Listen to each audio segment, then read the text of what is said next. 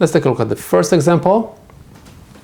First, what I'm going to do, I'm going to rewrite this problem, and I'm going to write 2.0 times 10 to the fourth over 2.5 times 10 to the second. I noticed that for some students it's much easier to look at the division when they look at the fraction.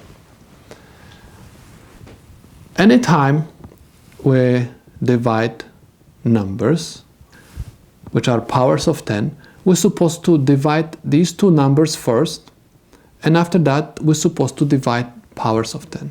2 divided by 2.5 is 0.8. Anytime you divide the numbers with the same base, you're supposed to keep the base and subtract the exponents. You have 4 minus 2.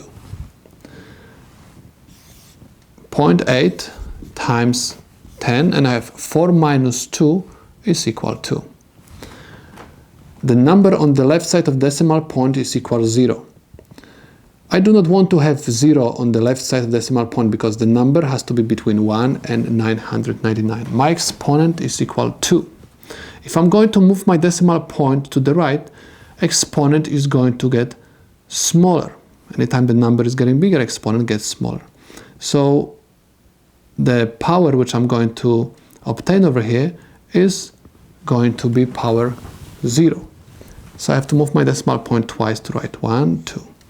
And I have 80 times 10 to 0. The number on the left side of the decimal point is between 1 and 999, and I get exponent 0. That's why this is the correct answer to my problem. In order to make this division looking simpler, I'm going to rewrite it in fraction form. So I have 3.5 times 10 to negative 6 over 7 times 10 to negative 9. We have to divide these two numbers first. 3.5 divided by 7 is 0.5 times 10, because I have the same base. Anytime you divide two numbers with the same base, you have to keep the base and subtract the exponents. I have minus 6 minus negative 9. And I have 0.5 times 10 negative 6 plus 9. And I have 0.5 times 10 to the third power.